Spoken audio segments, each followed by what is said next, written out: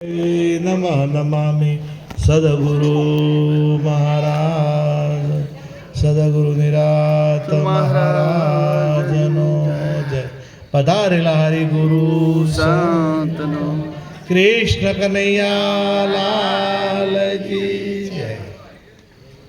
આજે ભક્ત શ્રી રાજુભાઈ તથા મમતાબેન તથા તેમના પરિવારે મળીને એક મકાન રાખ્યું અને મકાનના વાસ્તુ નિમિત્તે સુંદર જ્ઞાન યજ્ઞનું આયોજન કર્યું।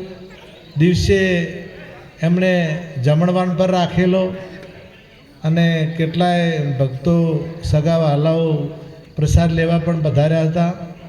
અને અત્યારે જ્ઞાન યજ્ઞનું જે આયોજન કર્યું તો ગીતામાં ભગવાને એવું કીધું છે કે મોટામાં મોટો યજ્ઞ હોય તો જ્ઞાન યજ્ઞ। તમે 1000 કુંડીનો યજ્ઞ કરો કે લાખ કુંડીનો યજ્ઞ કરો કે રાજસુ યજ્ઞ કરો કે કોઈ પણ યજ્ઞ કરો એ બધા યજ્ઞથી જો શ્રેષ્ઠ હોય તો જ્ઞાન યજ્ઞ। પેલો યજ્ઞ નહીં થાય તો ચાલશે પરંતુ જ્ઞાન યજ્ઞ વિના મેળ આવશે નહીં। જ્ઞાનથી જ જાગે માણસ। જો શિક્ષણ એક પણ જ્ઞાન છે એ ના હોય તો એ મેળ આવે નહીં। અને આ પણ એક મહાપુરુષો જ્ઞાન આપતા હોય છે, જ્ઞાનથી જાગે। તમે 1 મહિનો હવન ચાલુ રાખો, 1 મહિનો અને બાળકોને છે ને એને કોરે મોરે બધાને બેહારી દો। 1 મહિનો એ યજ્ઞ ચાલુ હશે ને તો બાળકને એકડો નહીં આવડે। 1 મહિનો યજ્ઞમાં બેસે તો એકડો આવડશે ને? હા, તો જ્ઞાન થશે ને? હા, એનાથી વાતાવરણની શુદ્ધિ થાય એની આપણે ના નથી, પરંતુ જ્ઞાન યજ્ઞને એટલા માટે શ્રેષ્ઠ કીધો કે એનાથી પરમાત્માની પ્રાપ્તિ થાય છે, આત્માની ઓળખાણ થાય છે। પણ અત્યારે તો હાલનો અમારા એક મેળાવડો હતો, મહારાજે હતા અને અમે મહારાજે સરસ વાત કરી હતી કે ગુરુમુખી ના કરતાં મોબાઈલમુખી ઘણો થઈ ગયો। આમ તો આપણે થવાનું છે ગુરુમુખી, પણ એની જગ્યાએ મોબાઈલમુખી। તમે જે ઘરમાં જુઓ તો ઓલી પુલી અવળો ફેરી અને મોબાઈલ લઈને જ બેઠા હોય છે। દરેક પત્ની ઓમ ફરીને બેઠી છે, પતિ ઓમ ફરીને બેઠો હોય છે, છોકરા વળી બીજી રૂમમાં બેઠા હોય છે। હવે આટલી બધી જો હિન્દુ પ્રજા હોય અને આવો જ્ઞાન યજ્ઞ હોય અને આવું જો સનાતન ધર્મની એક ભજન સત્સંગ હોય તો કેટલા લોકો આવવા જોઈએ? આ સોસાયટીમાં કોઈ રહેતું જ નહીં હોય, આ સોસાયટીમાં કોઈ હશે જ નહીં, તો કદાચ ધર્મનું નામ પડે તો ધર્મના નામે લોકો પ્રાણ આપી દીધા છે। અને આ તો સુંદર જ્ઞાન થાય અને જ્ઞાન માટેનો આને આટલો બધો ખર્ચો કર્યો, પાથરીને બેહાર્યા છે, સરસ ચા પાણી પણ થશે, છતાં આપણને એ વભળવું ગમતું અને આમ કે આપણે સનાતન ધર્મના, આમ સનાતન ધર્મના, શું સનાતન ધર્મના? તમારે જો ઇસ્લામ ધર્મવાળાને ખાલી એક વાત, એક લોકો ખાલી એક ઈશારો કરે તો બધી સમાજ એક પેઢી થઈ જાય। કોઈ પણ ધર્મનું એમનું કાર્ય થતું હોય તો એક ઝાટકે એમને પ્રચાર પણ કરવો પડે નહીં, અને ખાલી ઈશારો કરી દીધો તો ફટાક લોકો ભેળા થઈ જાય। અને આપણે તો બોલ્યો કે એ તો આપણી બાજુનો નથી, આપણે એમને કોઈ લેવા દેવા નથી, અને એ તો આપણે સમાજનો, કોઈ કે અમે બ્રાહ્મણ છે, કોઈ કે અમે વૈશ્ય છે, કોઈ કે અમે ક્ષત્રિય છે, કોઈ કે અમે શૂદ્ર છે, એટલે વર્ણમાં વેચાઈ ગયા।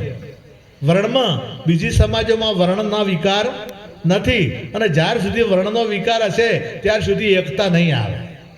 તમે ગમે તેમ કરશો તો વર્ણનો વિકાર છે એટલી વાર એકતા આવશે નહીં। એટલે ગોધીજી, મહાત્મા ગોધીજી કેવળ આ જ મહેનત કરી છે કે આ વર્ણ ગાઢો નિરોધ બાપુએ વાત કરી છે। પછી યુગો આપણે હમણાં સચ્ચિદાનંદ મહારાજ હાલ આયા જ છે, એમણે એક ગ્રંથ લખ્યો છે કે અધોગતિનું મૂળ વર્ણ વ્યવસ્થા। અધોગતિનું મૂળ વર્ણ વ્યવસ્થા એટલે આપણે કદાચ ક્ષત્રિયનો કાર્યક્રમ હોય કે બ્રાહ્મણો કે અમે ના જાઓ, વૈશ્યનો કાર્યક્રમ હોય તો ક્ષત્રિયો કે અમે ના જાઓ।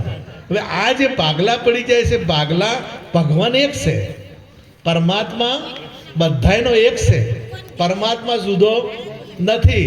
આપણે બાઇબલમાં લખ્યું કે ગોડ ઇઝ ડિવાઇન લાઇટ, પરમાત્મા પ્રકાશ રૂપ છે। રામાયણમાં પરમાત્માને પરમ પ્રકાશ કીધો, કુરાનમાં ખુદા એક નૂર હે, અને ગીતામાં મારા હજારો સૂર્યના તેજથી મારું તેજ અધિક છે। હવે બધાનો કહેવાનો ભાવ તો એક છે કે જુદો?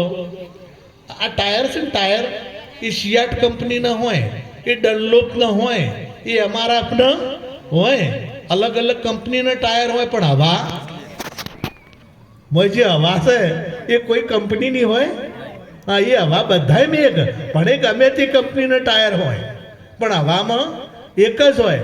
એમ આ તમે ગમે તે પુરુષનું હોય કે સ્ત્રીનું હોય કે કોઈ પણ જ્ઞાતિનું હોય કે કોઈ પણ વર્ણનું હોય અને કોઈ પ્રાણી હોય કે પક્ષી હોય, પણ આ જેનાથી ચાલે છે એમાં જે ઓક્સિજન જે પ્રાણ છે એ જુદો જુદો છે કે એક છે?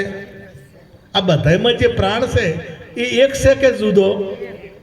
ઓક્સિજન આપણે પેલો શું કોરોના આવ્યો ને તાર ખબર પડી કે ઓક્સિજન કેટલો કિંમતી છે. હા, અને તારે તો તમે વિચાર કરો તો ગમે એટલી વાલી પત્ની હોય તો છેલ્લે રૂમમાં જો ખાટલો હોય ને તો ધણીએ ના જાતો ટુકડો નતો. આમ બધા વાલા હતા. બાપો હોય તો કોઈ ટુકડું ના જાતું, ભાઈ હોય તો કોઈ ટુકડું ના જાતું, અને પતિ હોય તો કોઈ નજીક જવા માગતું શેઠે રહી. મરી જાય કોઈ પેલું જે ઉપાડવાની પાલખી છે ને એ પાલખી કોઈ જાતા ને તો પગજભાઈ મેં નજરે જોયું આ બધું. અને આ તારે આ બધો પ્રેમ જોઈ ગયો હતો. એટલે સગા સૌ સ્વાર્થના કીધા છે. હવે આ બધી જે આપણી બુદ્ધિની જડતા સાચી વાત સમજવા દેતી અને અંતકરણ આપણે ઊંધા થઈ ગયેલા છે. હું એક દ્રષ્ટાંત કહું છું, મારા લગભગ મેળાવડે મેં એક દ્રષ્ટાંત કહેતો હોઉં છું કે એક ગામ હતું ને ગામની અંદર એક આપણે અમે જ્યારે ભણતા હતા ત્યારે જે પરીક્ષા લેવા આવે ને એને ડેપ્યુટી કહેતા, ડેપ્યુટી સાહેબ. અમે જ્યારે ભણતા તારે. હવે તો શું કે મને ખબર નથી. બહારથી કોઈ પરીક્ષા લેવા આવે ને એટલે બહારથી આ પરીક્ષા લેવા આવેલા એટલે એક બાળકને ઊભું કર્યું કે સીતાજીનું સ્વયંવર થયું ત્યારે ધનુષ કોણે તોડ્યું હતું? એટલે છોકરું કે મેં નહીં તોડ્યું. છોકરું કે મેં તોડ્યું નથી. એટલે પેલા સાહેબે કીધું કે ભણાવનાર આવા છે? મને એટલી ખબર નથી કે સીતાજીનું સ્વયંવર થયું ત્યારે ધનુષ કોણે તોડ્યું હતું. આટલું આપણો ભારતીય સંસ્કૃતિનો એક મહાન ગ્રંથ છે અને આપણા હિન્દુ ધર્મના ગ્રંથની આપણને ખબર ના હોય અને આટલું આ ભણાવતા ના આવડે તો એને શિક્ષક કહેવાય નહીં. આપણા ઘરમાં આપણને પેલા તેંડુલકરનું નામ આવડે, છોકરા પેલો ખેલાડી હોય ને, બસ પિક્ચરની હિરોઈનનું નામ આવડે, ઐશ્વર્યા રાય ને કરિશ્મા કપૂર ના બધા નામ આવડે, પણ ભગવાન શું છે એની ખબર ના હોય. આપણો ધર્મનો ગ્રંથ મેન કયો છે એ ખબર હોય ના. આપણા કેટલા પુરાણો છે એ ખબર હોય ના. કેટલા વેદો છે એ આપણને ખબર હોય ના. અને કદાચ કેટલોય કદાચ એ થોડું થોડું પેલી ટીવીમાં કામ કરતા હોય ને જેઠાલાલ ને આ બધા એ બધું એ ના આવડે.